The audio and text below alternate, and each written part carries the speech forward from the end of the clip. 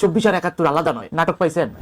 24 দিয়ে 71 ঢাকবেন এতই সহজ। অবশ্য আমার দেশের প্রখ্যাত রাজনৈতিক ব্যক্তিত্ব মির্জা ফখরুল ইসলাম আলমগীর এটার কাউন্টার দিয়েছেন। তিনি বলেছেন, যারা 71 কথা বলে তারা কেউই মুক্তিযুদ্ধ করেনি। বিষয়টা সত্য, তারা কেউই মুক্তিযুদ্ধ করেনি, তারা মুক্তিযুদ্ধকে বিতর্কিত করেছে। তারা কথা বলতে আসছি এসে সাব্বির নামের একটা ইউটিউবার ছেলেকে নিয়ে, খুব ভালো কন্টেন্ট বানায়। আমি ওর দুই একটা কন্টেন্ট দেখছি, অনেকগুলো কন্টেন্ট ওর ভাইরাল গেছে। কন্টেন্টগুলো হচ্ছে যে ও সরকারের বিভিন্ন ভুল ত্রুটি ধরে দেয়, কেন পেঁয়াজের দাম বাড়লো, কেন এত খুন, কেন ধর্ষণ হচ্ছে, কেন রেপ হচ্ছে, কেন বিভিন্ন সরকারের বিভিন্ন ভুল ত্রুটি ধরাই দিচ্ছে।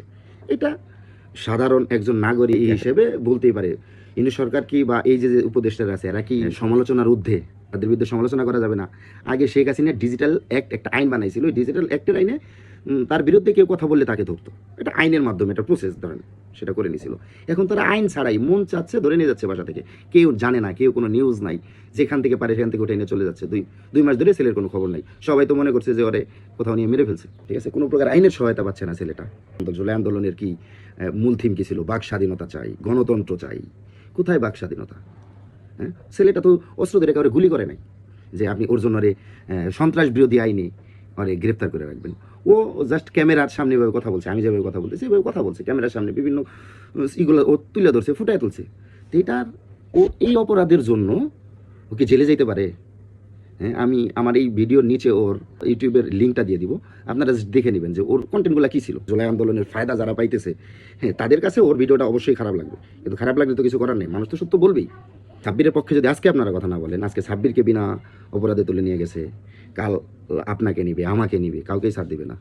আমরা যদি আজ এই সব অন্যায়ের বিরুদ্ধে কথা না বলি, এই যে উপদেষ্টারা এরা তো দুধে ধোয়া তুলসী পাতা না। এদেরও শেখ হাসিনা একটা প্রধানমন্ত্রী, 17 বছর প্রধানমন্ত্রী ছিল, তার বাসার পিএস না ড্রাইভার 400 কোটি টাকায় মালিক হয়ে গেছে, হেলিকপ্টার দিয়ে গেছে। উপদেষ্টা নাহিদের কি পিএস না মিএস, এরাও 150-200 কোটি টাকার মালিক হয়ে গেছে 7-8-10 মাসে, তাই না? এই ধরনের কথা বলা কি ক্যামেরার সামনে অন্যায়? হ্যাঁ, এইসব কথা বলে যদি ছেলেটা জেলে চলে যায়, এইসব কথা বলে যদি ছেলেটা গুম হয়ে যায় বিনা কারণে, কোথায় আছে ছেলেটা কেউ জানে না। হ্যাঁ, অল্প বয়সে একটা সুন্দর ছেলে, এবং ও সব তথ্য প্রমাণের ভিত্তিতে ওর কন্টেন্টগুলো তৈরি। ওই কোনোটা একটা মিথ্যাও বলে নাই যে আপনি ওরে আটকাবেন। হয়তো আপনার গায়ে লাগছে, কারণ আপনার সরকারের বিরুদ্ধে অনেক কথা বলছে, তো গায়ে লাগতেই পারে। সরকারের বিরুদ্ধে সবাই কথা বলে। আপনি জানেন আমেরিকার ডোনাল্ড ট্রাম্পের একদম হোয়াইট হাউসের সামনে মানুষ লিখে রাখছে মাদার ফাঁকা ডোনাল্ড ট্রাম্প। কই এই ওরে তো অ্যারেস্ট করতেছে না, কারণ কি ওদের দেশে বাক স্বাধীনতা আছে, ওরা বলতে পারে, ওরা সরকারের সমালোচনা করার রাইট ওরা রাখে।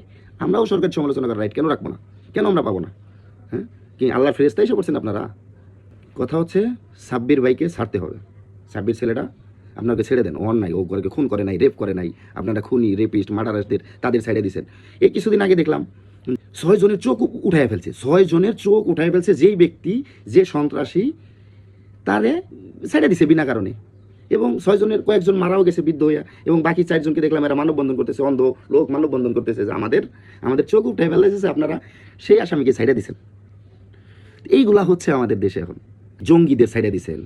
11 জন তালিকাভুক্ত শীর্ষ সন্ত্রাসী 20 বছর 22 বছর জেলের ভিতরে ছিল, এই সমস্ত লোকেরা আপনারা সাইডে দিচ্ছেন। এর একদম শীর্ষ সন্ত্রাসী।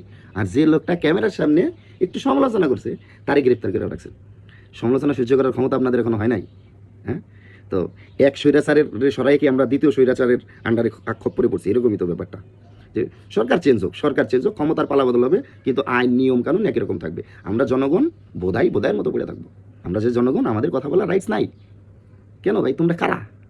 হ্যাঁ, শিক্ষা নাও। এই জুলাই আন্দোলন থেকেও শিক্ষা নিতে পারো। জুলাই আন্দোলন যে শুধু জুলাই ওই যে এনসিপির নেতারা করছে, ব্যাপারটা তো এরকম না। এখানে সাধারণ পাবলিকও ছিল।